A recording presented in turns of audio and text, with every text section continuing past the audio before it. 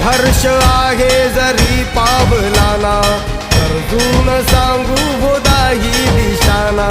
आयुष्य लावू हो आम्ही पणाला, आशा स्वप्न वेड्या तुझ्या लेकराला.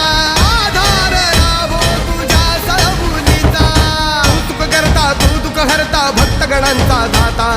तुझ्या भक्तीचा जागर केला ते वरदान तू आता.